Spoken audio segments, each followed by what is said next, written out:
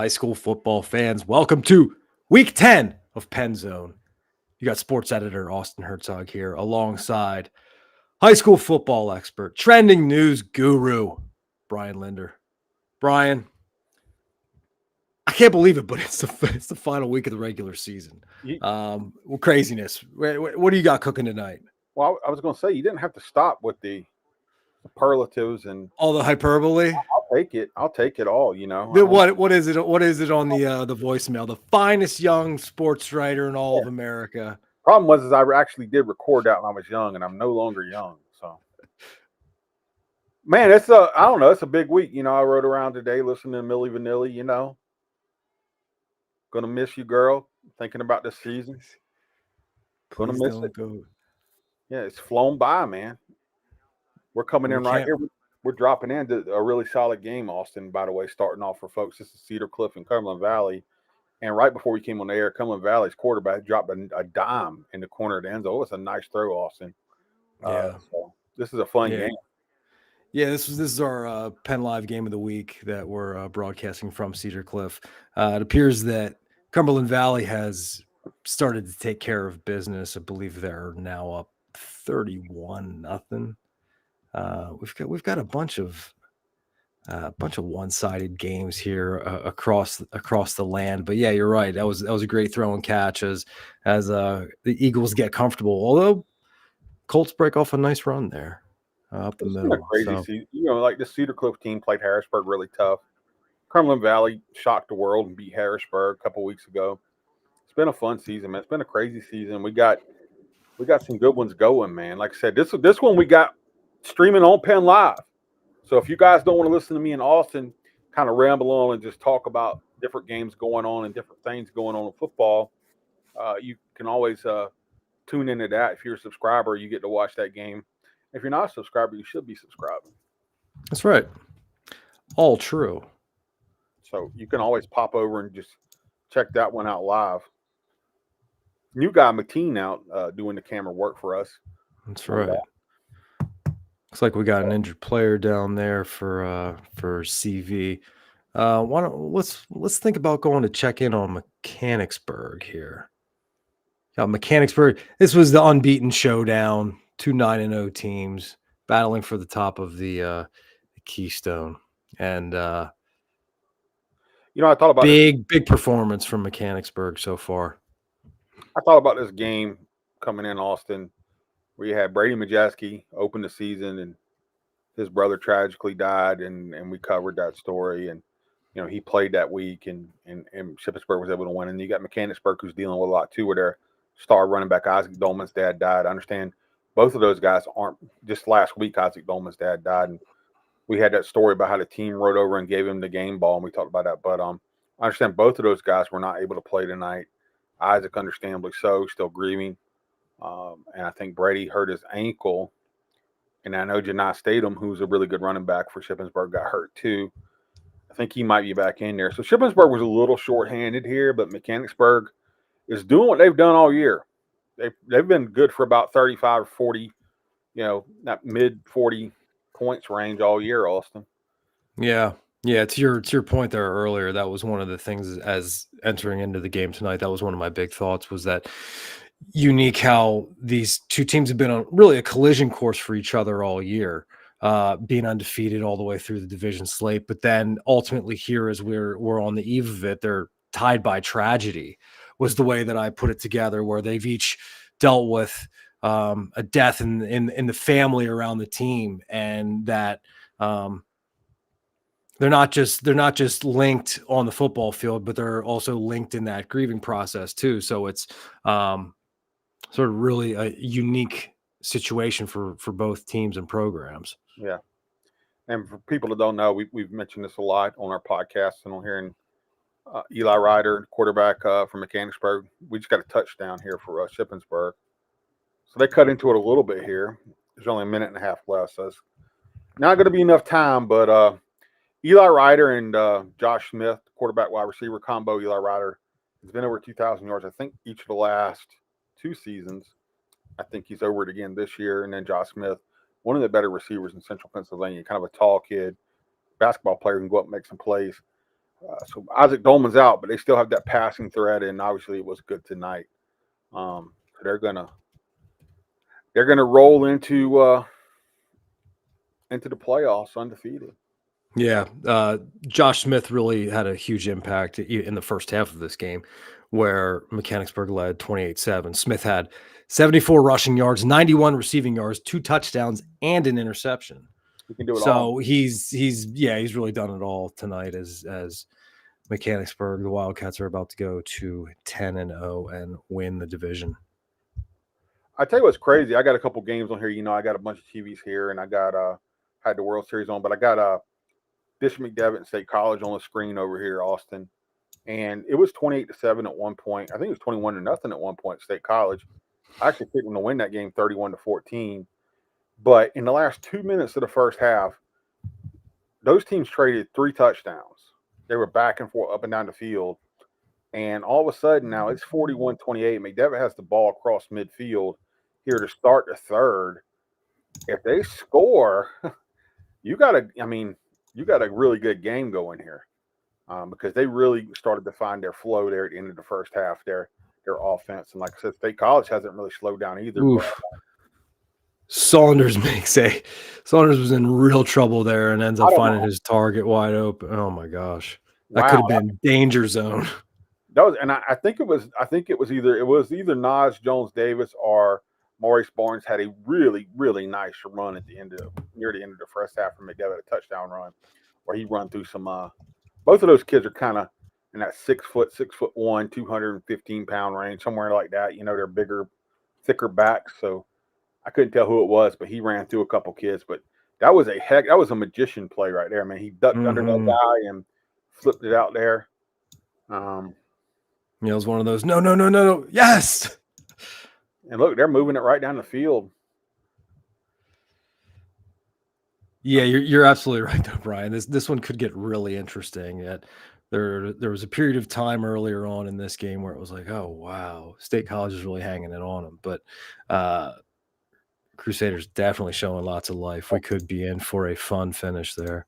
Stone Saunders just flipped that last one across the middle to nobody, but if he hadn't have thrown it, he had about another half a second. He was going to get killed by that end coming off the edge there. For people who don't know, if you're just tuning in, Stone Saunders, of course, is a Kentucky commit, the Bishop McDevitt quarterback right now who's directing the offense. And I believe that's Maurice Barnes there, who's with the drop, who's one of the more highly recruited juniors in the state. He's got some really nice offers. I think a lot of teams are looking at him as a linebacker.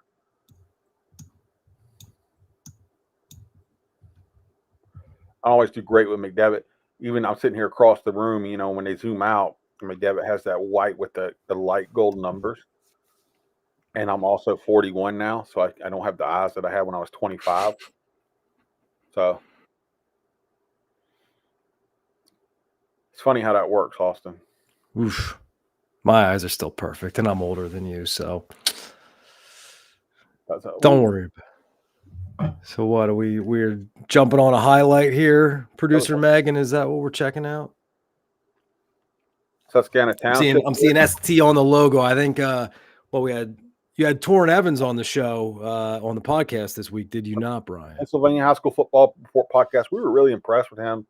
Producer Megan was on there. He's a really smart kid, really well spoken, knows his stuff. Man, he had the best setup, the most professional setup of anybody we've ever had on the pod. I mean, he had his own headset and his own cameras, not like a phone camera. He had but he does gaming and stuff too. And really smart kid, put up some big numbers. And I understand he started off pretty slow in this game, like 1 of 10 or something. Dan Sostek was texting me. But now I think they're pulling away, right? Yeah, they are. They got cooking then. Eventually, I believe they're up 30. Yeah, they're up 35-14 now. Torrin most recently with a 52-yard TD running up the middle. Who are they playing again, Austin? They are playing Milton Hershey. Yeah, there you go. Milton Hershey had Logan Jerry coming in. Logan Jerry's a kid that I think is originally from the Philly area. Obviously, Milton Hershey You can come from anywhere basically and go to Milton Hershey, and he's kind of emerged. He's put up some video game numbers, a quarterback for them, running the ball. And so this will be a good win for them. And I know you noted in our private chat here that people can't see that from what we've heard, Marcus Colston is in attendance. The New Orleans Saints, former New Orleans Saints great Susquehanna Township player. His nephew, of course, is James Colston, big long wide receiver for them, and also hearing Shane Beamer was there tonight to see Lex Cyrus. Of course, he's a South Carolina commit. Yeah. Hey, Brian, on the screen here, Mechanicsburg. Shippensburg is a final. Mechanicsburg 42-21. Mechanicsburg moves to 10-0. They are the division champs. And that showdown that I know I've been I had my eye on for quite a few weeks as you saw that collision course coming. So really well done for the Wildcats. As we just spoke about a little bit ago, a tough couple weeks for them after last Friday. Star running back Isaac Dolman's father passed away, and so they played with a lot of emotions last week. But now they, in the last 2 weeks, go 2-0, finish out the regular season undefeated. So really well done for Mechanicsburg, who entered the night at number 2 in the District 3 power rankings, behind only New Oxford. There was a bit of a debate going on online about, if Mechanicsburg could hang with Bishop McDevitt in districts. So, speaking of which, State College is dancing in the end zone over here. McDevitt was driving. I don't know what happened. I'm just now looking down, but as we said, it was 41-28. Crazy game. Scored like 3 touchdowns in the last 2 minutes of the first half, I believe. So I was watching it run up and down the field. McDevitt was driving, and then I look up, and State College is going nuts and dancing in the end zone, and they're up 47-28, going for extra points. So, guessing maybe a turnover. Maybe. We saw Michael Gall dancing to the sideline there, so it's quite possible that he had his hand in the involved in that finale or whatever that last scoring play was. So that he's a really good linebacker. Obviously, he's a playmaking linebacker, so he could, but he also plays receiver for them some too. I'll tell you what, Ty Salazar in the first half of this game, man, he was all over the field. I'll give a shout out. I'm friends with Shaquan Anderson Butts on Facebook, and people probably remember him as being an Under Armour All-American who played at Harrisburg High. Great wide receiver. Was originally a Penn State commit. He played at a few schools after he left Harrisburg. But, man, he was really kind of praising Salazar because he was watching this game too, and he was really saying, man, this guy's doing whatever he wants. And Ty's not the biggest guy in the world. He told us last week, remember, that he's got a PWO maybe opportunity he thinks with Penn State. Doesn't really have any other offers right now, but man, he was balling out here tonight. Yeah, I mean, he had among of State College's first 4 touchdowns, Salazar had 3 of them, all from quarterback Eddie Corkery. So yeah, he can cook. That was why I wanted to have him on the show last week. Was like, this kid's been killing it all year.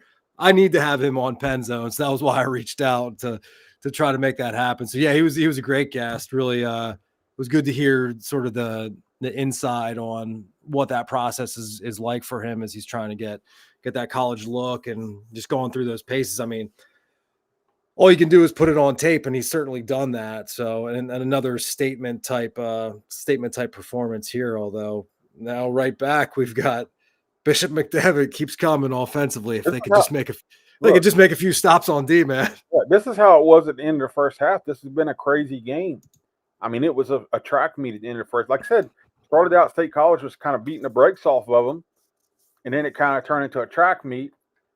State College has been really fired up, man. Really solid ball club. I don't know that anybody saw this for State College. Obviously, they lost Deontay Sheffy, who transferred to Harrisburg. As a freshman 2 years ago, Deontay Sheffy ran for more than 1,700 yards and led the Mid-Penn in rushing. Had a down year last year in terms of rushing. was still a pretty good corner for them. He's just getting healthy now for Harrisburg. He caught a touchdown, I believe, last week. Syracuse commit, Deontay Sheffy. So he was a key player, and they lost him to transfer, and we weren't sure what State College would be, but they keep numbers coming through the program. Matt Lental does a great job there as the head coach. Like you said, Eddie Corkery's been really good at quarterback. Michael Gall's a college player there at linebacker and wide receiver, and then Ty Salazar's kind of been the man. Who would have thought, man? State College, they lost to Harrisburg earlier this year. I'm not sure that they would lose to Harrisburg if they played right now. So, yeah, we got a few finals coming, Brian. It's I have the East Pennsboro Big Spring game queued up on one of my multiple games going, and it looks like East Pennsboro pulled it out 24-21. This one looks like a final with the reactions on the sidelines. Looks like Grant Hall for Big Spring had 243 rushing yards on 29 attempts. For victorious East Pennsboro, J.J. Gossard had 94, and Aaron Angelo had 81 yards. Grant Hall has been one of the more unheralded. He doesn't have the big college offers or anything like that for Big Spring. Big Spring isn't necessarily a powerhouse, but he's had a really nice career for them. He's had a bunch of nights like that playing for Big Spring. And I got to tell you, Big Spring wasn't very good when the season started. And, they've gotten some wins that I didn't see them getting necessarily. And then playing East Pennsboro tough, which is a pretty solid East Pennsboro team, they improved throughout the year. Yeah. The way that one finished was Grant Hall ran a 34-yard TD to go up 21-16 in the fourth quarter. Colton Keys with a 47-yard passing reception or a touchdown reception to put East Pennsboro up for good, 24-21, for which ended up the final score in that one. So good back and forth game. That was one of the tighter ones tonight. I'm looking through the mid-pin scores, and I think it was a pretty rough night for me in the pick'em. Uh-oh. Yeah, I'm like, who'd you get wrong? So I'm seeing Waynesboro on top of Hershey, 31-28. Didn't really think Waynesboro was gonna if that's the final, I didn't think they were gonna win that game. Seeing Gettysburg on top of Lower Dauphin, 31-28. I've always thought Gettysburg they got a good quarterback, they got a good running back, but they've kind of not performed up to expectations in some games. I think Greencastle Lantern beating West Perry 40-35. West Perry was a great story to start the season, Austin. If you remember, Brad Hockenberry with that nearly 30 yards of carry through the first 3 or 4 games. They got banged up, and they've lost some. They beat Susquehanna Township. They've lost some games. They lost to Middletown and stuff, and which I think if healthy, they would have probably beat Middletown. No knock against them. We saw them tonight. They got roughed up pretty good by Trinity, but they got a young team. So, rough year injury-wise for West Perry. I didn't have them losing this game tonight. Wow. Altoona 9, Carlisle 6 at the half was the final score we had there at the half. Two teams that have been struggling. 56-21 was that Trinity Middletown final, which I had that. Yeah. Hey, we should reset things around that one, though, because we were on the broadcast last week. We were there the whole way with finishing out, seeing that overtime game. Oh, hey, well, we can do that in a moment. Right here, we have Evan Wheaton here, and I believe I'm seeing a name tag there with Josh Smith. So, Evan, take it away, man. Smith. Yeah, Josh Smith, obviously a heck of a game tonight. With a 30-yard touchdown pass, he actually went to back-to-back 1,000-yard receiving seasons. Mechanicsburg handled business today. A lot of excitement in the background right now, but I think we're posing. Yeah, I think so. So Mechanicsburg, Dave Heckard goes from 24 years of coaching high school wrestling to football, and all of a sudden 10-0 result. Command of the locker room. Here to talk about the milestone in the game and the unbeaten season is Josh Smith himself. I just feel like every week is a new week. All of our coaches have prepared us so well for every single week. And it's just been so fun playing with this team. We're all brothers on and off the field, and we're like a family now. We play for each other, and I wouldn't want to take the field with anyone else on Friday nights. Josh, aside from this turnaround and you guys being so good this year, it's been emotional couple weeks, right? We saw what happened unfolded with Isaac. I understand he didn't play again tonight. What's the feeling around this team? How close are you guys right now, and how have you guys pulled together heading into these playoffs, man? We've just played for each other ever since everything happened. It's been really hard on all of us, like mentally, really, really hard. I wear Isaac's number on my wrist tape every single game now, and I will until the day I die, because it just meant so. It's just what happened just really hit home for all of us, because we're all such a tight knit group that like it wasn't just something like normal. It was more than like. It was more than anything I could describe. It really like hurt all of us, and we've just been playing for him and his family ever since then. And I know he was probably watching. He was probably so happy, and I'm just so thankful for everything. And I can't believe that we did this. It's so surreal, and we've been doing it for Isaac and his family, of course. Well, you know, this is what this is about, though, right? It's not about being 10-0. It's about that brotherhood, right? I mean, and you guys are not a program that is confused for like recruiting people and stuff like that. You guys have been playing together, right? So, like, how strong is that brotherhood? Oh, the brotherhood, it's a bond that I don't think any other team in this area can match.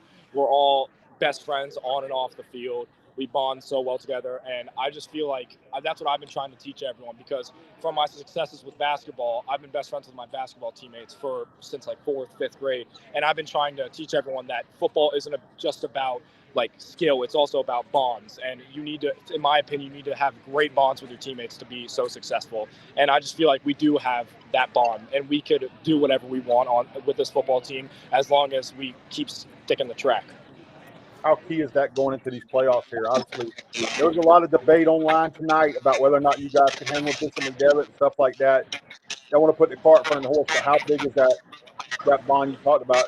How key is that for you guys going into these playoffs? Your last go around in football. Yeah, I think everyone understands. Like, I try and tell people, like, it's my senior year. Like, it's a bunch of people's senior year. Just go out there, play for us every Friday night, and we just gotta prepare for playoffs now. This game was great team win, great coach win, and I just feel like we could celebrate today and a little bit tomorrow, but we gotta focus on who we play next. And I'm pretty sure we'll probably have a bye week, but we gotta just stay locked in throughout and practice hard and stick to what we believe in and play hard. Josh, why have you individually been so successful this year? Is there something unique that has stood out about the way you've been able to perform?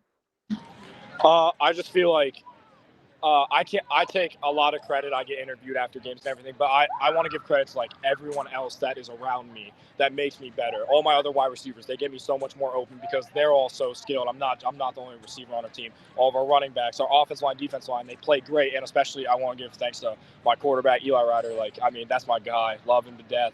He's always getting the ball to me. And also my coaches, like they've just believed in me, and they've been there for me in times where no one else thinks that like I can do what I can do. And I'm really grateful for all of them. My success is solely based off of how my teammates help me. It's never just me doing anything. It's always my teammates, and they may like get because I have like all the stats and stuff. They might not get recognized by that, but I really, really hope like people understand that like my teammates just help me so much more in like my like I guess you could say like doing good this year. My teammates they've been there for me through it all, and they're just amazing. As you reach 10-0, how do you internally digest that? Is that, the job is not done, but at the same time there should be a level of satisfaction, I guess. How do you juggle that, the knowledge that you've done what you've set out to do, but there's more to be done? How are you juggling this? I feel like we got to celebrate this win today, tomorrow, then we got to get straight back to work. We can't sleep, even though we probably will have a bye. We can't take any days off. We got to keep working hard. And if we slack off, anything can happen. I mean, every single team in the playoffs right now, to my knowledge, is like they're really good teams, and anything can happen on any given night. We got to keep coming out strong, keep coming out hungry, and we just got to stay locked in throughout the postseason. Do you know Brett Michaels? The musician, Brett Michaels. Do you know him? No, he does. Brett Michaels is currently giving you guys a shout out on Facebook. Oh, okay. So Josh, apparently you just got a shout out from lead singer of Poison, who's an 80s rock band, but very popular. He's a Central PA guy named Brett Michaels. So that's what Brian's talking about. So that's not really too shabby. cool. Yeah, there That's you go. really cool. Thank you if you're watching. Thank you. He's a legendary singer, and he posted an old school photo of him playing for Mechanicsburg and talked about how fired up he was watching this game tonight. That's really cool. That is actually really amazing. Like, you got to look him up. Like, he's even. I'm 41. And he's even a little bit ahead of my time, but he's still a huge name, man. And yeah. Look at Brett Michaels look at that photo of Brett Michaels as a Mechanicsburg Wildcat. Wow, that's insane. That's really cool. Yeah, you got to check him out, man. He's giving you guys a big shout out. So love it. Well, thank you, Mr. Good Michaels. stuff, that means a lot. Josh, thank you for coming on the show, man. We really appreciate it. So congratulations on reaching 10-0. Congratulations on an awesome season so far, both individually and team. Best of luck the rest of the way. Thank you guys for having me. Thank you. Special season here for the Wildcats. In David Hackett's first year at the reins of coaching football, not just the program, mid-Penn Keystone title, undefeated, has that locker room. It's obviously something special brewing. Number 8 in the state rankings for Class 5A. We'll see how it goes in the postseason. Love it. Evan, you're the man. We appreciate you. Awesome. Take care, guys. Good stuff. I think we got Christian Joy in the house with hey, Brian, we're trying out some new tech here. We got Christian wearing the Christian, can you hear us? Yes, sir. I can hear you guys. Yes, I love it. Hey, Brian, for real, I decided we got to level up PennZone, and Christian is our first off a repeat guest. We're happy to have him back. Plus, he's trying on the new headphone setup, so I appreciate it. Christian, what a performance tonight, man! What a game tonight. What stands out most about it? Honestly, teamwork. Like, it wasn't just me, individual. My fault. It wasn't just individual shows today. We moved the ball around. You know, we got guys the ball that haven't gotten the ball in a couple of weeks, and we just played together and as a team. Dude, Christian, after last week, what was that roller coaster, that range of emotions where you guys have that tough one against Susquehanna Township, then you find that they dropped in the standings with the forfeit, and then you guys now get the opportunity to go take the division again. What was that all like? Oh my gosh, that was the talk of the week. We were honestly, we don't like things given to us, but I mean, it was given to us. We still worked throughout the week. We just came out and played to win the division. That's really it. We just came to win, actually, the conference. We came to win the conference. We've done this story, Christian. Look, I'll be honest with you. I didn't know what to think of Trinity. I told you it already. You know, going into the season, you guys had a lot of moving parts in the all season. To be where you're at now, man, how do you put that in perspective? What does it mean to this group of guys? I mean, it means a lot, honestly. And like I said, it's just teamwork. Like, we formed a bond, a brotherhood, and we just play together. No matter who we lose, who we get, we just always pray together and stick together and as brothers. You guys Is this vindication for that choice to stay? Because I know Brian sort of shared with me that, you know, that was a big decision for you core guys. Is this vindication now? My grammar isn't that good. I don't know what that word means. Okay, fair enough. Yeah, I need a definition. So what vindication is that you were proven correct, that you feel like you got proven right, that you not only you proved yourself right, but also that you were proven right, that this was the right move, and now you proved it. Oh yeah, staying at Trinity, it was 100% the right move. I mean, obviously, I was thinking about going to other places because our team was breaking apart. But at the end of the day, I was like, I have to stay with my brothers and prove everyone wrong. You know what I'm saying? So that's really awesome. You've had a heck of a year, man. You know, now you guys going into the playoffs. What do you guys have to do to kind of keep this thing rolling, man? We're really banking on this bye week. So this win tonight was big, and yeah, we're just ready for this bye week, get our bodies right, get our minds right, and onto the second round of playoffs. I mean, Camp Hill won district last year, and I know that's one Hmm. of your rivals, but you guys know kind of what you got, where you got to be at to win district, right? You kind of have an idea, right? Yes, we do. We know we stand second in division in the 3A, so we should be good. We should be good. Yeah, I feel like you guys got a pretty good shot here. Yeah, So, and that for would be sure. that would be big. I mean, you guys won a district 2 years ago, a little Hmm. bit ahead of a schedule. People thought, and now here you are again. One of the more improbable stories. A great story, Christian. You've had a great senior year, man. You guys gonna get a bye, gonna get to heal up a little bit. You were, Yes, you were banged up a yes. couple weeks ago, right? What did you have going on there? Yes, against Millen Hershey, I believe I sustained a high ankle sprain, but I've been doing my recovery, getting right, and I'm back. I mean, I'm a little banged up from Susquehanna, but I'm fine. Actually, a couple of our guys are banged up, not just me, but That was we're a heck of a we're, game we're last. good. That was a heck of a Is, game. is Oh, that why, is that why the bye week is such a welcome thing? Where yes, you don't always assume that, but it sounds like you're like, okay, yeah, I could certainly appreciate that. yes. This bye week is much needed, not just me, but for the whole team, coaches included. Well, But what's your Well, and is that sort of a factor too, Christian, of the fact that you guys aren't the biggest roster as a, as a 3A team as opposed to like a 6A team? It's not going to be, you're not going to run 80 guys deep. Is there a piece to that you need everybody as healthy as you can because you're not going as super deep as the next guy might?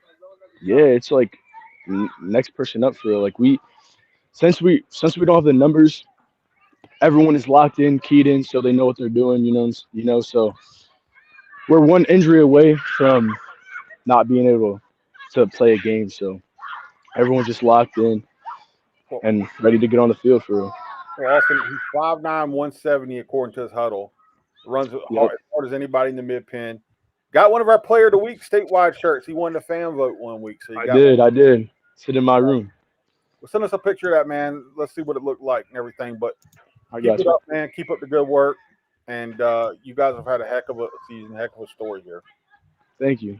And I want Yeah. to shout out Josh Smith and the Mechanicsburg Wildcats. Those are my dogs. Those are my guys. I played with them since a young buck, and I just want to wish them the best. We That's just had beautiful, man. We just had, could you hear that he Yeah, was on? yeah. Okay, I seen them nice. on. I seen them on. Yeah. I all love it. I love it. Well, we're happy to have both of you. Love to have the shout out to him.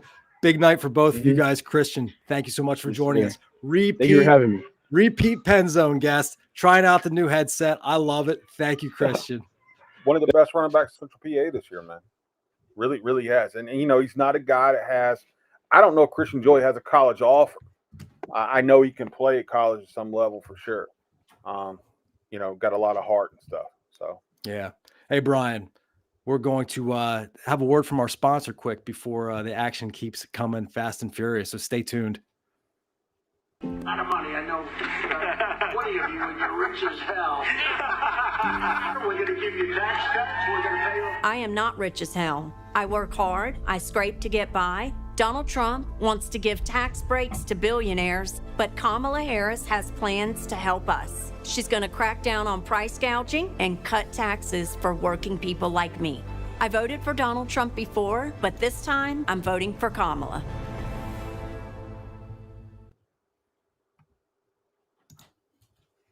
We are back, Brian. Hey, you called it as you are prone to do. We're gonna get to this. We're gonna get back to this one real soon, which is State College versus McDevitt. That is 48-42 now. Let's run down these scores quick though, as producer Megan cues them up. We got Lower Dolphin 35-31 over Gettysburg. Mechanicsburg, which we ran through 42-41. They go 10-0. Mifflin County 21-18 over Redland. Northern hangs it on Palmyra 48-14. Boiling Springs takes care of Halifax 42-7. The aforementioned East Pennsboro 24, Big Spring 21. Trinity, we just had Christian Joy on the show. After another big performance, Trinity wins their division with a 56-21 win over Middletown. And Chambersburg noses out Central Dauphin 21-20. Good stuff out of the mid-pen. And now we are on to the State College Bishop McDevitt game, which is now 48-42. We're still 3 minutes left in the third quarter, Brian. This one is going to be bonkers. We'll give our, we got a group text too between the reporters and give a little inside info here. Eric Kepler is covering this game. It's an insane game, and this game already has him making a pitch for Ty Salazar for Player of the Year, which I think he's probably in the discussion. I don't know if he is probably going to be the Player of the Year, but that's how good he's been this game. Is like Ep's already like, oh my God, this kid might have to be our Player of the Year. This has been an insane game. Like I said, they were really taking it to McDevitt, but McDevitt is they got the offense going, and this thing has been a track meet since about 3 minutes to go into the second quarter. We got a conflict. We got a player down. Looks like Matt Lintal is pretty fired up. Like one of his assistant coaches was trying to get him back.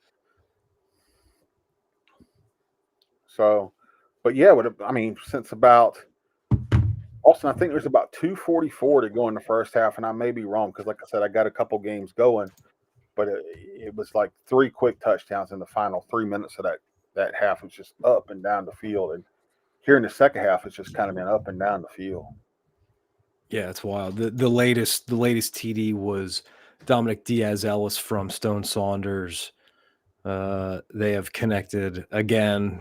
Well, that was with 3:37 left in the third to pull it within 6. Looks like, I believe we're queuing that up right here. There it is. Yep, onto the right side of the end zone for Diaz-Ellis. That has cut this to a 6-point game. I picked State College to win this game 31-14, and they were 28-7 at one point. So I'm like, all right, I had this pegged pretty good, but all of a sudden, like I said, McDevitt's offense has come to life, and this actually, so even just this comeback alone actually is telling me something. Is the biggest moment to prove that McDevitt's legitimacy, at least for me, as I've been an observer here these 10 weeks. I feel like it's been a little bit up and down. Of course, we know the heavy hitters led the way by Stone Saunders. And it's been impressive the way that McDevitt has entered into the Commonwealth and really stood at the top like they have. But there's been certain moments where I'm just like, they're good, but are they that good that there's really going to be a deep postseason run here? The fact that they get kind of their doors blown off early here by State College, and then they're just capable of continuing to come again, like they have here to make this a 1-score game. That's telling me a lot about their explosivity and just their ability to put up big points against a really good team as well. Yeah, they State College 6A, McDevitt moved up to 5A this year. McDevitt had to replace a wide receiver who went to Alabama. Pretty much their entire offensive line. They had to replace Riley Rebell, who was, he's starting now for James Madison and doing really well, grading really high. And you expect it to take them a little time. This is a good sign for them going into the playoffs, for sure. This is what they needed. What they didn't need was where it looked like it was going, where they were getting smoked. And now that, whether they win or lose, this is promising. But look, we're still in the third quarter, minute and a half left here. Yeah, that is wild. The fact that we're in the third quarter. Mm-hmm. I got another. I'm getting text messages from my father-in-law in District 11, and he's got Easton leading Nazareth 56-49 with 5:10 left. Easton has been one of the teams that we've really had our eye on outside of the mid-pen, and Easton continues to do it up big here. You look at the teams they beat too. Then they beat Springford, I think, earlier in the year, right? I think they did. Yep. And now they're looking like they're going to beat Nazareth. Easton doesn't necessarily have the big names on it, but Springford, obviously, when they beat them, had Matt Zollers, who was the top-ranked quarterback in the state. Unfortunately, suffered that hard, devastating injury. But he'll be back playing for Missouri. And then obviously Nazareth has And they beat Freedom. They beat Freedom last week, who I understood as being who people perceived as the top team in the East Penn Conference. So they've really shown themselves. Peyton Falzoni there at Nazareth. He's a Virginia Tech commit quarterback. So they beat two of the better quarterbacks in the state. And, just from following our sister site there, Lehigh Valley Live, and reading about them on the weekend some, I think their MO is just kind of like they're kind of a tough team. They're going to kind of run the ball on you. And from what I understand, and that's another good win for them. So Tom DiMartini says that Carlisle won tonight, which will be their first win in the season. And in a rebuild, they've gotten roughed up some this year. So if they beat Altoona, really good for Carlisle, man. Good for those kids to get a win. They go out with a win. Yeah, that was a 19-9 final. Carlisle getting the win. Well, it was like 9-6 at one point. I think we had. Right. Yeah.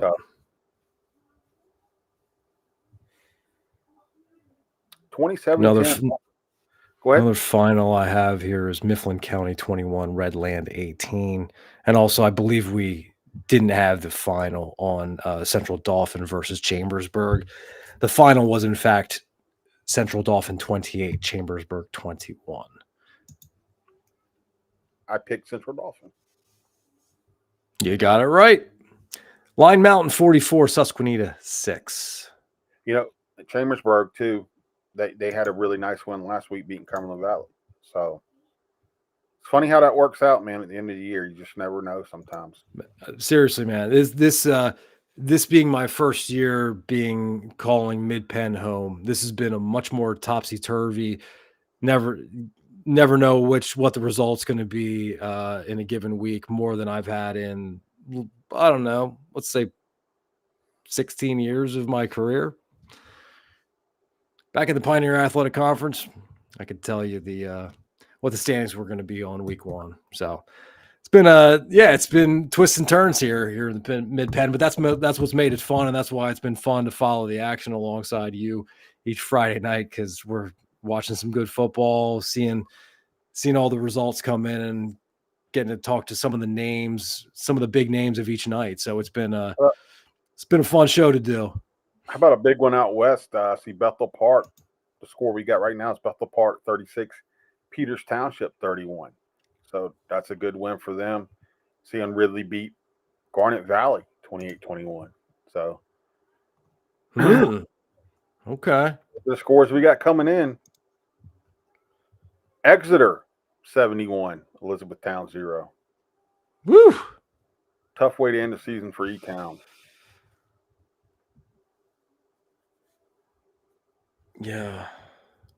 We got a final in the Susquehanna Township Milton Hershey game. 35-21 Susquehanna Township.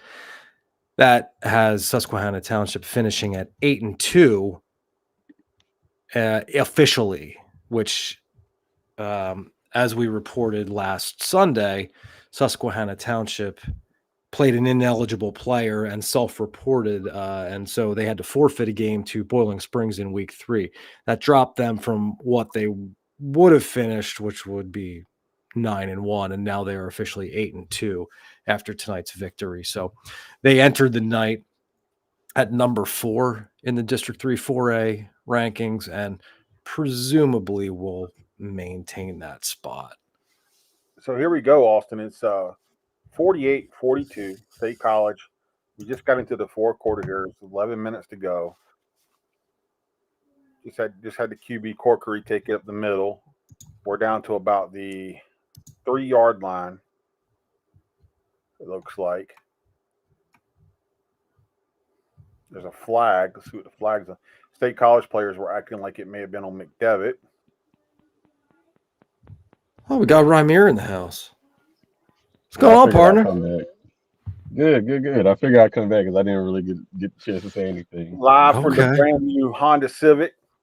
Oh yeah, Honda Civic. Yeah. Got the new car. Got I don't know Yeah, how nice. much. Austin, how much you guys paying this guy? He went out and bought a brand new car, he's 2024, fully we loaded. we got high hopes, so we gotta retain the top talent. That's what we're here for, right? Yeah, fully loaded. So hey man, what were your takeaways? Because we jumped in there with Christian, which was great. What were your big takeaways from seeing Trinity put it on Middletown? They can run the ball. It's not just Christian Joy. Jacob Hess is also really good, and I believe he had 2 touchdowns as well. And it's like every single time they lined up to run the ball, it was 5 yards here, 6 yards here, 17. It wasn't the 2, 3 yard gains to open up the 6, 7 yard gains. It was the 6, 7 yard gains to open up the 15, 16 yard gains. What was your sense of what you heard post game from players, coaches, etc.? Trinity was very excited to have won their division capital off Yep, the top of my head. capital. They were very excited doing the capital division. They had a trophy presentation. They celebrated. Have a video of that. Have yet to post it to my socials. We was going to do that after I got off here, but they were very excited. But it's after they celebrated, it was business as usual. Standing there with Christian, waiting for to join on. I looked over and seen everyone lined up paying attention, and like this isn't it for them. Yeah, don't worry about getting them mixed up either. It kind of we've had to shuffle into the deck a little bit in the mid pin, and I get them mixed up too. And you still your first year, man. Look, we had Christian Joy on here. Talk a lot about him in the running game. Anybody else stood out for you for Trinity tonight? Yeah, Jacob Hess. He was their second best player on the field. He ran the ball super hard and changed the direction, and he Trinity made Middletown look small, and he was a big reason for that. He just looked more athletic. He looked faster. He looked bigger. Those two together, that running back tandem, Joey and Hess, are very, very good. He had more than 130 tackles last year, guys, too, playing linebacker. He goes both ways for him. One of the better two-way players in the conference. He's only like 5'11" or something like that, right there. So he's probably a little underrated. Like you don't see him getting a ton of college offers, but he's one of the better high school football players in the mid pen. Yes. I really like that guy a lot too. Hey, why don't we take a zoom out and talk now that we're at the end of the regular season? Ramir, what are your first impressions of covering mid-pen football? Typically, high school football, at least where I'm from, isn't I'm from Philly. For those who don't know, high school football isn't the biggest because you got a ton of professional sports. You got some really good college programs in the area. So high school doesn't really get covered a lot. So I wasn't expecting much when I got out here, and it's a totally different beast when I came out here. And the football is actually good, and these players are actually good. And it was a surprise, but it was a nice surprise. I would say that. Love it. So, Brian, was Ramir on the pod with Torin? Were you guys all on the pod this week? Okay. Share with me about that interview with Susquehanna Township quarterback Torin Evans. We talked about it a little bit, but I guess he made some internal headlines, and it was just what was it? I think producer Meg is going to cue it up, but anyway, tell me about the pod this past week and some of the stuff with Torin. It was great. First off, the one thing I want to say about him, I've had a conversation with him before after one of Hannah's games, but he's smart and he's very articulate, and the way he processes information, like just us asking him questions and him being able to speak on it and speak on it effectively, like that says a lot. And he's just a very bright-minded person. But second, I like to talk about the human interest stuff and all of the off the field stuff. He avid gamer, avid bowler. He's like he seems like a very enjoyable person to be around. And Like you really can't ask for more as a quarterback in the locker room. Like you want your quarterback to be likable and you want your quarterback to be smart. And it feels like he has all the intangibles to, be a successful quarterback at the next level. It's just, he got to put it all together on the field. Well, Yeah. Austin, he went out and he was talking about his bowling prowess, and he kind of got into Micah Parsons here. Megan had it queued up, and Micah at one point was kind of lobbying PBA to let him bowl with them. And I told him Micah gets wind of what he said here, he might be coming back to Harrisburg because Micah's competitive like that. So Megan, apologies, this is in mid edit, but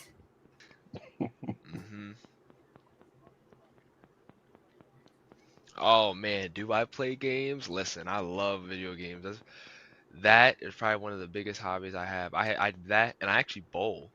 I enjoy bowling. My dad's actually a pretty good bowler too. So Am I the only one who can't hear? yes, actually, there's been a few times we were at ABC North Lanes during I think it was COVID, and he was actually there. And not COVID, the year after COVID. We've actually saw him a few times rocking bowling. He had his nephew, or I think it was his son there, a bunch of people with him. I heard he's a pretty good bowler, but I think I could beat him 100%. Nice. yeah, I told him Micah, it wouldn't surprise me. Micah comes for him when he's back in town. Beautiful. Hey, as long as PennLive can sponsor that, we should do that. Hey, try to make that happen, Brian. We do like a bowling with Micah, and we got something cooking there. I think Torrin Evans, and then we get other local celebrities, if you will. That could be fun, man. You know what else we found out on the podcast? Ramir, he's got a huddle.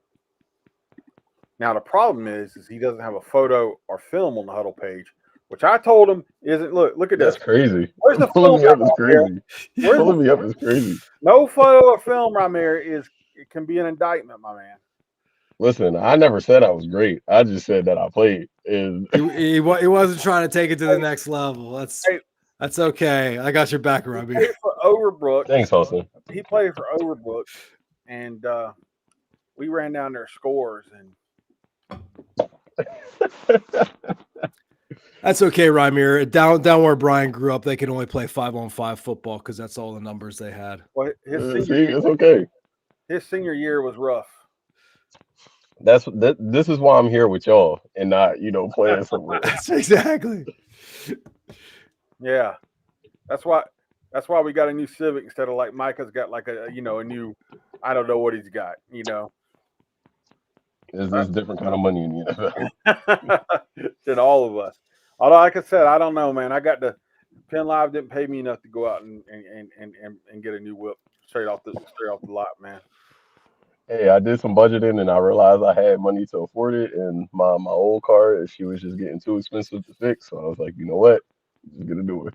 Ramir moved up in my top 25 because he admitted that Eric has a inherent advantage by being able to set the lines and then pick in our weekly pick 'em. Don't go against Eric Epler. I keep telling you this. Eric, I'm standing by you. It's an inherent advantage. Like he should be disqualified for. I'm going to petition the sports editor to have him disqualified from picking. Okay. Well, I got bad news. Speaking of Torrin, we now have him on, so I'm going to bring him on.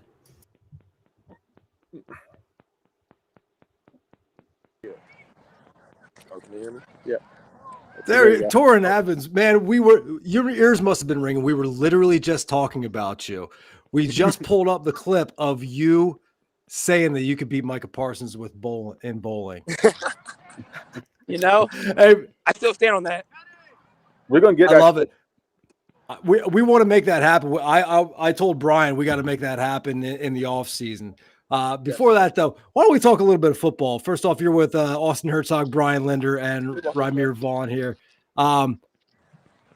This was a great win for you guys. I heard it was a difficult start for. What happened? My fault. That's okay. Difficult start, but you found a way. Yeah, definitely. This first half was a slow start passing wise, but we made an adjustment and we started running the ball great. I had a few good pulls that did some nice things for us.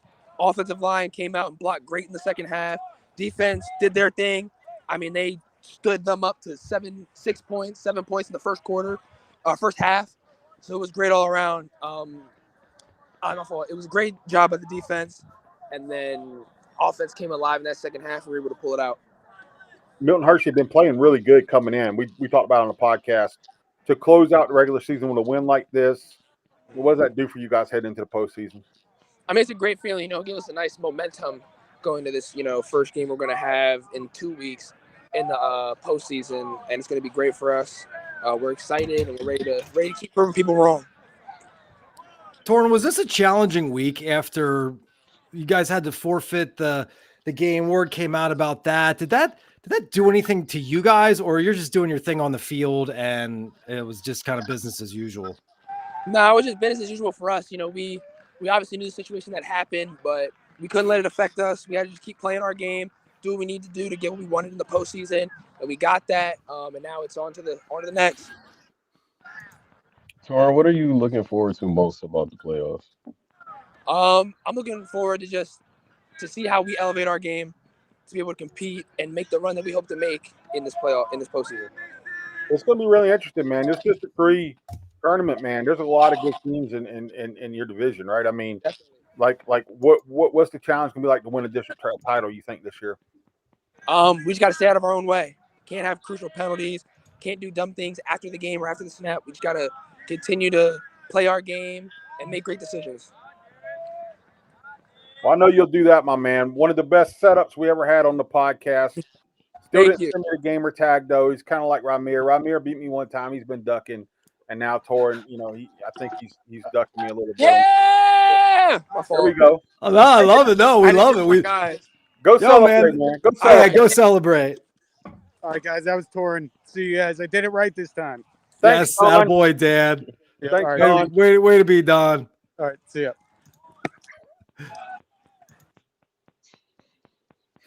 I love Inside it. joke there. Dan Sostek, they put Don Sostek on his well, you look at this. So State College is now up 58-42. And again, every time we turn it there, though, somebody's running up and down the field for either Bishop McDevitt or State College. Looks like McDevitt got a really good kick return. Yeah, because Shane Markowski just previously hit a 35-yard field goal to get State College up 58-42. That was with 6:54 left. And now we're right down. McDevitt right back. Been a track meet, Ramir. It's been a crazy game, Ramir. It looks like it. That's almost 100 points, if not 100 points already been scored. State College was really, I think, 21-0 and 28-7. Yeah. And then it's kind of been up and down the field since then. State College. Yeah, it's been a track meet. The way State College has been playing, especially these last few weeks, they look unstoppable. Well, look, I mean, it's 58-42. Look, there's still 6 minutes to go in this game, or is that 8 minutes? My eyes are failing me. 6 minutes, I believe, Austin. And I mean, if McDevitt scores right here and gets to 2, you got a one-score game with 5 minutes to go, maybe, right? And now you're down to the 2-yard line on a nice throw from. Give that. I think that might have been incomplete. Oh, that was a catch. Is that a catch? Okay. It's 6 minutes, Brian. Yeah. Yep. Yeah, 5:59 now, Don't just under touch that 6. one. But yeah, I mean, they're going to punch it in here. You're thinking if they get to 2. Ooh. A little dangerous there. Yeah. Understood. That was defensive back Kellen Williams banging the turf there, wishing that he had been able to pull in that interception. Real quick, final of our PennLive game of the week, which was Cumberland Valley 38, Cedar Cliff 14. Rough year for Cedar Cliff. They lost a lot. They found a couple guys. I mean, Preston Dent, their young running back, has been pretty good this year. But they did lose a lot from the last year. So, kind of thought they might have a little bit of a down year. They'll be back. They got a guy who can run the ball. That's kind of what they do. Touchdown. Dominic Diaz-Ellis. He's so good. And he didn't really do a lot last year. and because they had other guys, and I mean, didn't even have much film, but he picked up some decent college offers coming, in the off season, and he's been really good this year. For those following along, he was the record-setting receiver when Stone Saunders set the state passing touchdowns record. That was a throw and catch to Diaz Ellis, who's been the number one target for Saunders. Hey, this is a big spot here because this is a 10-point game. If they can get this 2-point conversion, now we've got a 1-score game potentially. Huge spot here. It would be wild if this game went to overtime the way it started. Falls incomplete there, so it stays a 10-point game. That's a really big defensive possession there to break up the pass for State College to keep it a 10-point game. Guys, I'm gonna drop off. I got a story to write, and I still got to Yes, get sir. home. So it was nice Yes, being sir. on with you guys, especially for this elongated period of time. That's right, man. Have fun. Brian, Enjoy the he rest got of the he got a game. taste. He got a taste of that co-host chair and was like, "Oh, I like it over there." So, hey, Ramir, get home safe. Good luck I on will. get that story in. As the late great Don Seeley, my former boss, used to say, "Write it right, write it tight, and write it tonight." We will check in. We will check in with you later on, man. See you guys. See ya.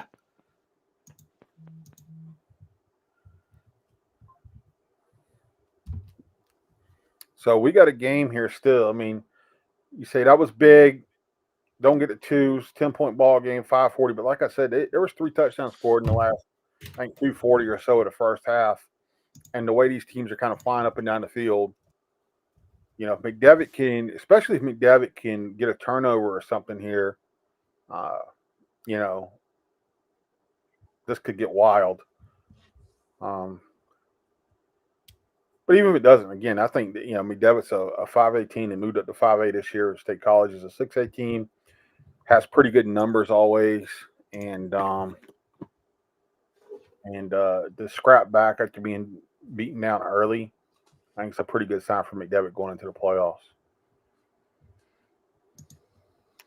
Hey, Brian, I mentioned this game earlier. This is the final now. Out of District 3. Easton 63, Nazareth 55. Easton was 3-8 last year.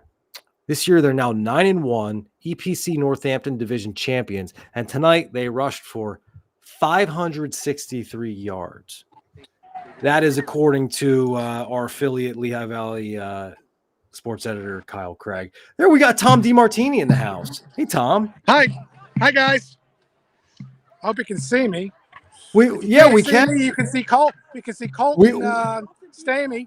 Colton Stamey, a freshman, making his first start tonight through 21 completions, 4 touchdown passes, and a 38-14 win over Cedar Cliff, which puts Cumberland Valley squarely in the 6A playoffs. And here are the guys. Colton, first start. I saw you drop a dime in there earlier. I saw you throw a nice touchdown pass. You're getting your first start last game of the season against a program like Cedar Cliff, man, and to go out and play like you did. I mean, what were your emotions like? What was it like going into the night? It was exciting, but I knew I just had to do my job, and I knew that I had guys around me, and I just had to get them the ball, trust in my line. Colton, what was the circumstance around you getting the start? It was just working all season, and finally my position was mine, so I knew I had to work all week and got the start, and then just went out and bowled. Any nerves or anything? Like, what were your emotions? I was a little nervous, but everybody calmed me down, and I just had to trust my guys. Was there a spot where you felt like you settled in and you started to find your confidence? First quarter, couple of snaps, I knew that we were gonna have a good game. I was feeling it. Well, you guys are now. Tom says you guys are now in the playoffs.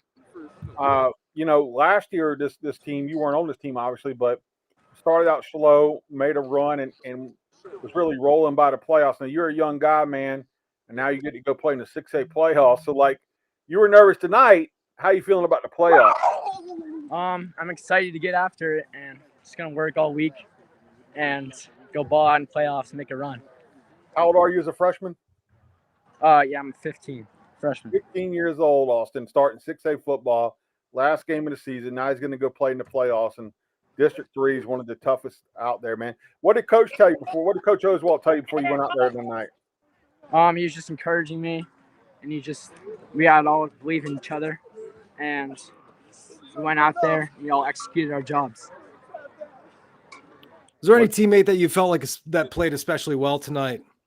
I mean, all our guys did our jobs, and our line really stepped up, going against a good defensive line. And that's a good answer for a young guy to go ahead and put the O-line out there too, because that's right. You're going to need those guys the next couple years and next week too. So yes, sir. A couple weeks after, look, Colton, we're going to be looking for your name, man. Young guy come in, and like I said, I saw you throw a nice ball over in the corner of the end zone earlier. You dropped a dime in there, man. That was a nice throw. So yes, sir. We'll be looking for you the rest of the year, man, and next year too. Thank you. Congratulations. Thanks for joining us. Well, Tom, how about that? Tom, thanks, guys. Yep, thanks, Tom. Tom was out. Tom was like, "See you guys later." I didn't story to write, baby. Freshman quarterback getting run out there for Cumberland Valley, needing to get a win, and like I said, I didn't realize that was a freshman when we turned in earlier, and that was a nice ball he threw in a touchdown pass that we saw live here on PennZone. Yeah. So, World Series 2-1 Yankees 7th inning. If anybody cares, I'm gonna guess no. If they're on our broadcast, I'm thinking they're not too. You can multitask, my man. You can multitask. I got it all true. going. I'm over That's here. true. I'm looking 58-48 still. 4:34 to go. Looks like State College still has the ball. So, I actually wouldn't mind to be watching the World Series, but hey, man, I'm locked in here on the high school football alongside you, so that's what my number one priority here is. Once we sign off from the people, maybe I'll partake in some World Series action. I got it all going, man. I'm actually kind of a Dodgers fan, so. I got the Louisville Boston College game all over there. That's a pretty good game. It's a great night for football. But some of these games are turning to arena games tonight. You mentioned Easton and Nazareth, and now we got State College and Bishop McDevitt over here. Look at that run. Is that Lamar Wilson? I think that's Lamar Wilson, their running back. Maybe. I don't have a roster in front of me, but yeah, it is. That is Lamar Wilson, number 4. Yep, Lamar Wilson with the he's flexing. Quick. Yeah, he's flexing. He's letting them know. He's running hard. Letting them know, man. Yeah, he's flexing at everybody.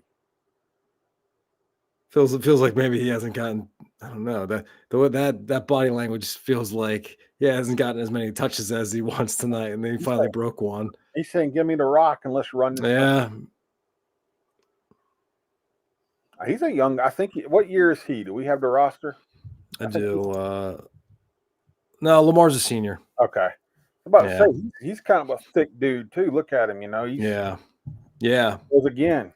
Yeah, their main players are all seniors between quarterback Eddie Corkery, wide receiver Ty Salazar, and Wilson there. So their main skill guys are all seniors. Gall and Salazar have been doing it for. They've been among the best in the Mid-Ten for 3 or 4 years. Pretty much their whole career. They've been key guys. State College has been the State College's big issue is when they come down the mountain. Sometimes the play at Harrisburg doesn't work out for them. Harrisburg's kind of owned them at home. But it's interesting. How do we look back on that game now? What was that? Week 2. Harrisburg pulls it out 7-6. Yeah. I mean, I think in a way, like a whole lifetime ago. Yeah. I think it would be Harrisburg right now. But again, Harrisburg beat them there a couple years ago to go to state. But, I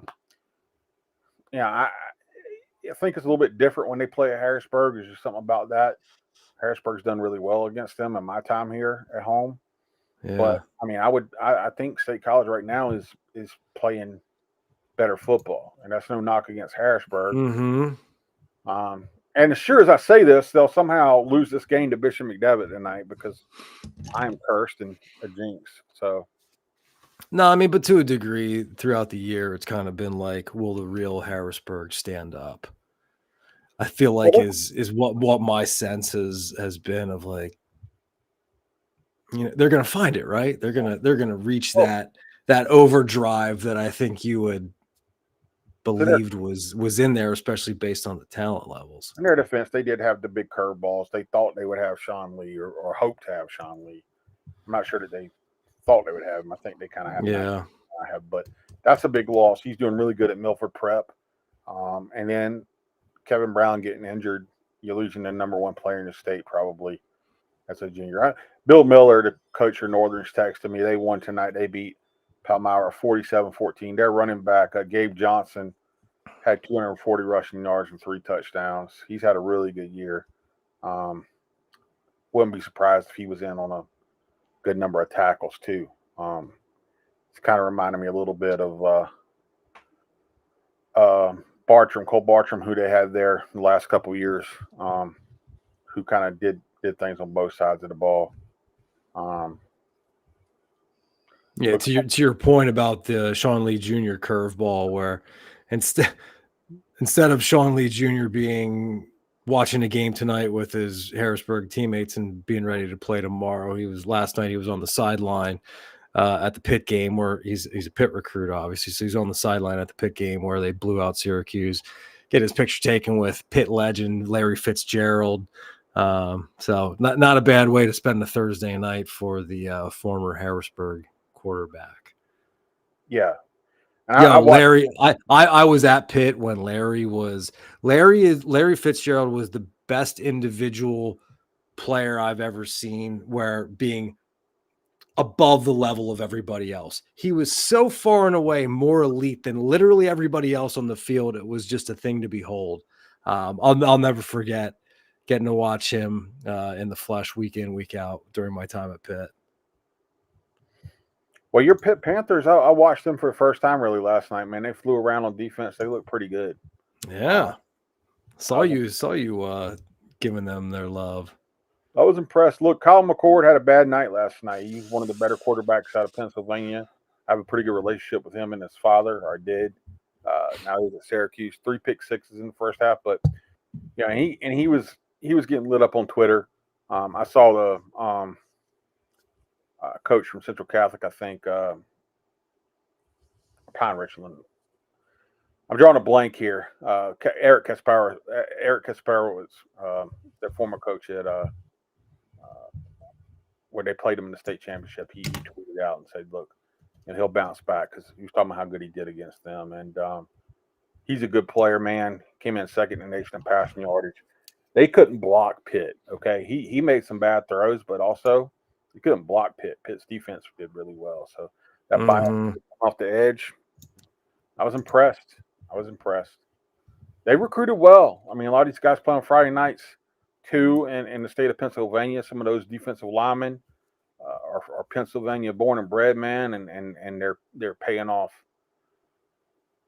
So McDevitt's got it back down, 2:50 to go, down 10, and now they got to hurry it up here, which that's a nice play to start it out. You know what? I think Stone's had a few throws, especially early on, that I thought were not really great throws. But I got to say, against a little bit deeper probably roster, State College can probably rotate a few more guys in and out and stuff, and they've gotten after him a little bit. He's kind of hung in there and made some nice throws at times. So they're out, looks like about the 39, 38.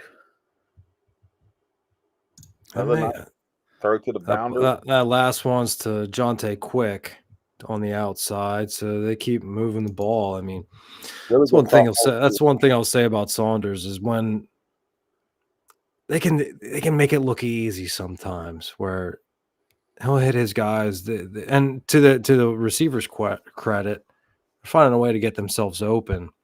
And then it's like there's acres of space for him to just make an easy pitch and catch, which is how you want it to be. You don't want the impossible degree throws to have to throw it through the eye of the needle. ESPN just had drop their 300 list for seniors, and he was on it. He was in the high 200s though. But I'll say, you look at Stone, you talk to him. What type of quarterback is he? He's not a guy that has a cannon for an arm. It's good enough.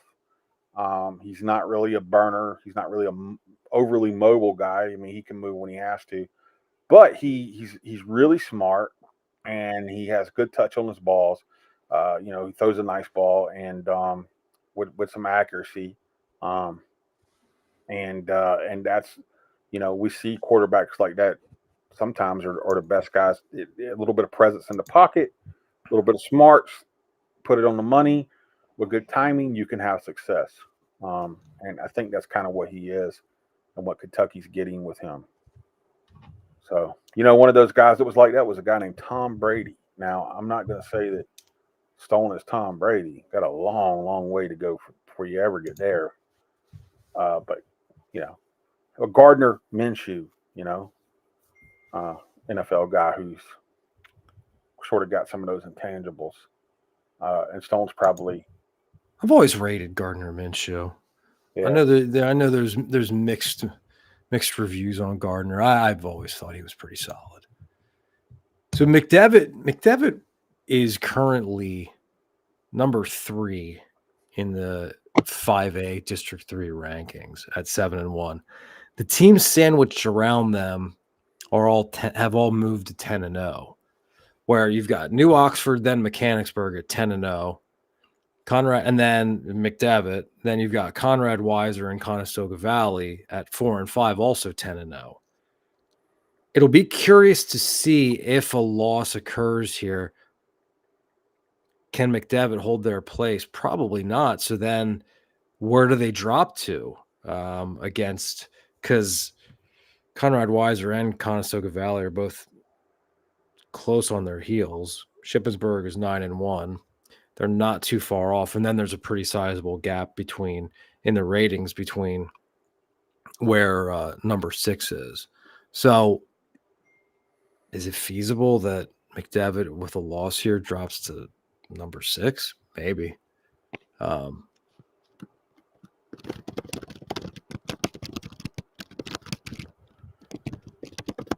Whereas State College up in District 6 is the runaway leader in the 6A standings, whether win or loss here tonight.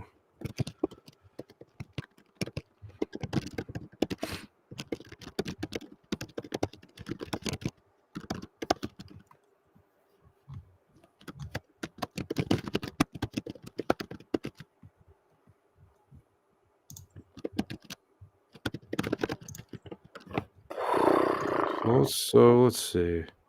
I was checking some stuff there. So we got McDevitt moving down here, minute 55. They're at the 20. So you're already in field goal range. You need 2 scores. You're down 10. Stone tries to throw that one on the move and puts it over his guy's head there.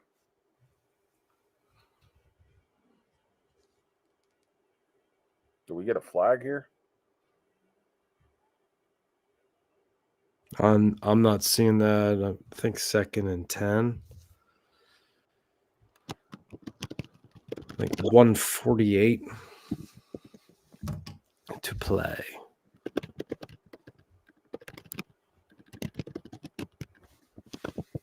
And now we got a timeout.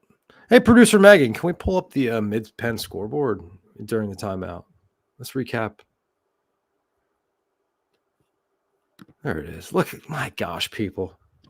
See how quick she is with that? Woo! It's 10 weeks in and she's on fire. She's in late season form. So to recap some of our finals, we got Carlisle 19-9 over Altoona. We're still in the midst of the State College Bishop McDevitt game. That's the one closing out our night.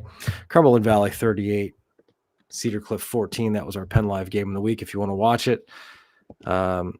head on over to PennLive and watch the replay. We've got Lower Dolphin 35-31 over Gettysburg. We also have another 35-31. This one, Hershey over Waynesboro. Mechanicsburg defeated Shippensburg 42-21. They moved to 10-0 and won the Keystone Division. Mifflin County defeated Redland 21-18. Northern over Palmyra 48-14. Still not sure about the finals from Camp Hill and Steel High, but I'm going to pretty much safely say that those were the two victors in those games. Boiling Springs 42-7 over Halifax. And that game is about to start back up. Let's take it back to the McDevitt game.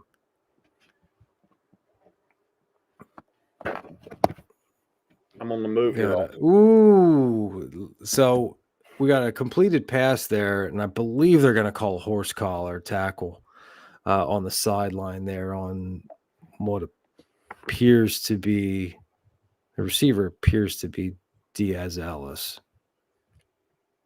So I'm almost certain. Yep, they're calling they called face mask as opposed to horse collar. But bottom line is personal foul offense there, which is going to take the ball down to the 7-yard line. So things now 1st and goal at the 7 for McDevitt.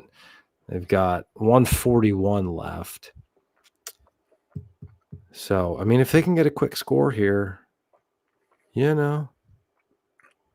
We're in the overtime portion of PennZone. So I broke out the pizza. Oh, man.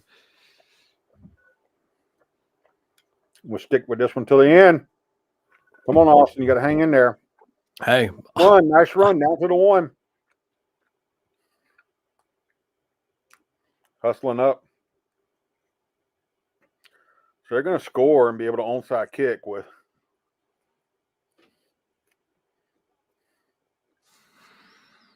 a minute left. But you're out of timeouts, right? Yep. Yeah. So you got to score, and if you don't get the onside, it's over. So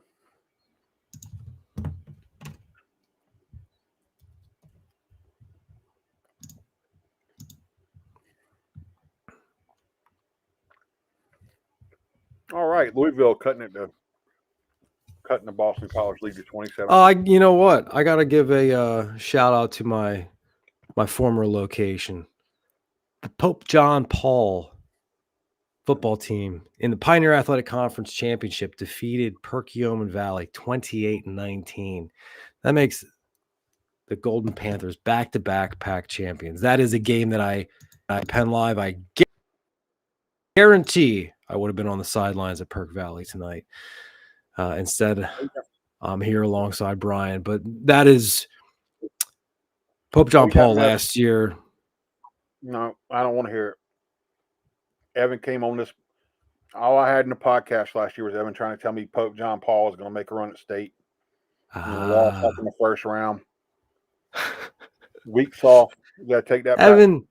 Take that back to where y'all from, where y'all played in the Pioneer. Hang on. It's one of those things, Brian, where the younger sports writers, they fall in love a little bit too quick and overrate teams. Haven't you found that over the years? Like, look at Stone. Look at Stone. He was in there. Come on. He was in there. You can't tell me he didn't cross the plane. That was a touchdown. They already raised the score up. The referees didn't signal it. But they're rapping like that's now so we got a weird. Flag. Now we got a flag, and we got McDevitt coaches on the field. It was I just saw I have the stream on a second screen here. The flag was late. It wasn't from the original play. The flag was I think it was for a player barking at the officials over it not being in and getting a little too frisky with their language, let's say. That's at least what I'm going to guess from the read of the situation. So that's going to potentially move McDevitt back 5-10 yards. Now what was just a plunge in. Let's see what they're going to do here. Did they give him the score or not? No, they gave him the score. He just signaled it. Now he's going unsportsmanlike conduct on the offense. And then offsetting personal foul on the defense. So, yeah, offsetting. We're just calling it a wash, and we're kicking it to see if we can make this a 3-score game. Or, I'm sorry, a 3-point game with $1:23 left. Home slice tonight, Megan.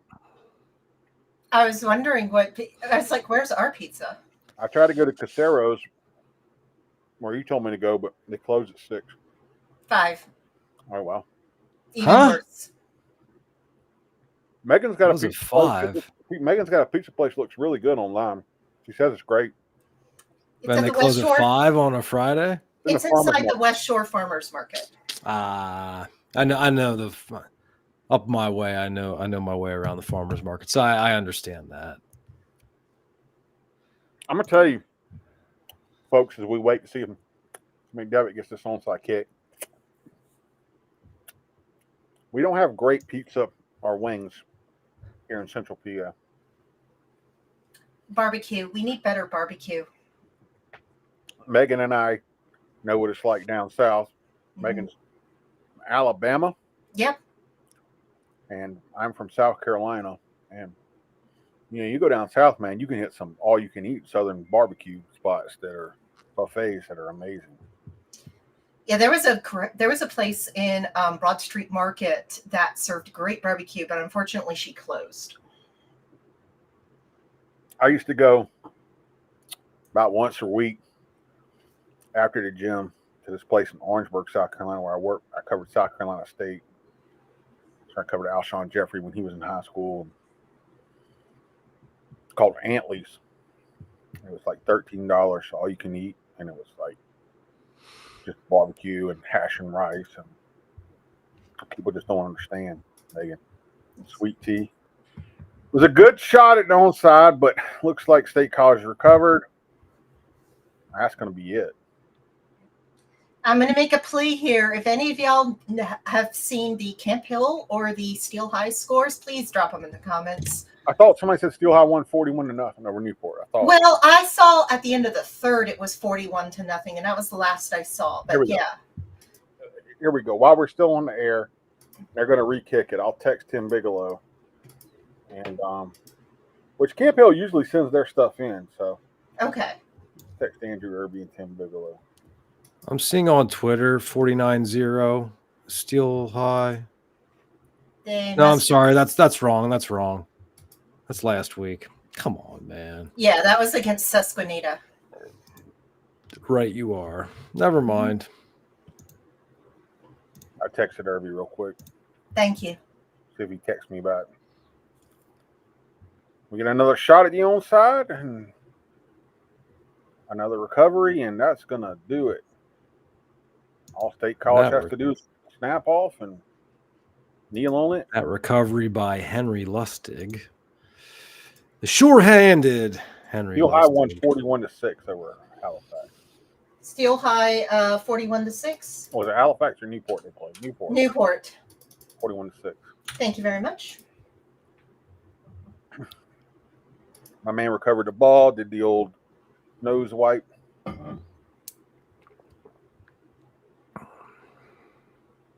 State College really fired up. I'll give McDevitt credit again. Now, guys, this was a 21-0 or 28. I think it was 21-0. I know it was 28-7 at one point. And there they go. They came back and brought us to within 58-56. So 55. I'm sorry. So victory formation, though. 113 points. Eric Epler's saying he's too old for this in our group text. They ran up and down the field. Credit to Devitt. I picked them to lose 31-14. It was looking like that. I said 28-7, and then boy, this thing turned into an arena game the rest of the way. Ty Salazar brilliant first half. Eddie Corkery played really well. Lamar Wilson had some really tough runs. Stone Saunders settled in there and had a nice game for McDevitt at quarterback. That was a fun game. I don't envy Eric Epler doing a box score or trying to put this all together. People don't understand, Austin. I'll leave them this thought. You know, guys who cover the NFL and guys who cover college and stuff, they sit in the box and they get the stats brought to them and stuff. And you know, Epler's down there somewhere on the sidelines keeping his own stats. And now he's got to hustle and grab some people and run to his car and in the parking lot and write it up. It's actually, I've done it all. It's tougher. It's tougher. It is. I've always said covering high school football is the toughest assignment in all of sports writing. It is, like you say, about keeping your own stats, the whirlwind after a game. Man, it is a tough gig. It is not a glamorous gig, but we appreciate all of our guys who are out there doing it while you and I get to play, I don't know, drone pilots over all the games.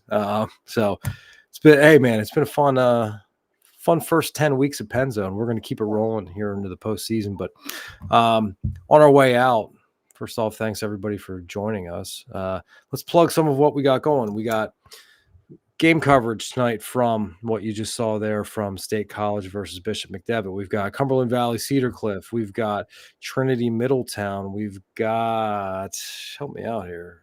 We got, let's see. I don't have the budget up. But bottom line is we got game coverage from 5 games tonight.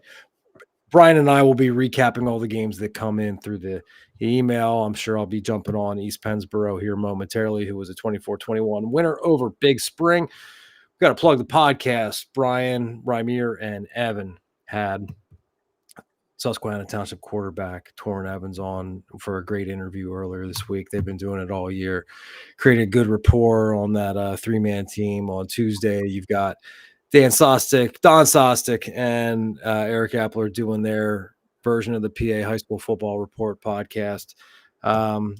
We got Eric Epler will be back on the sideline tomorrow for Harrisburg versus Central Dauphin East. What am I missing, Brian? Statewide scores. We'll have all the statewide scores too. On Penn Live and a lot of other stuff. Next week, I assume we're going to have probably a lot of playoff preview type stuff, players to watch, things like that, as we take you into the playoffs for football, District 3, and probably around the state some too, with our print stuff, Austin, and I would say probably on our podcast, we're probably going to have some sort of playoff look aheads there as well.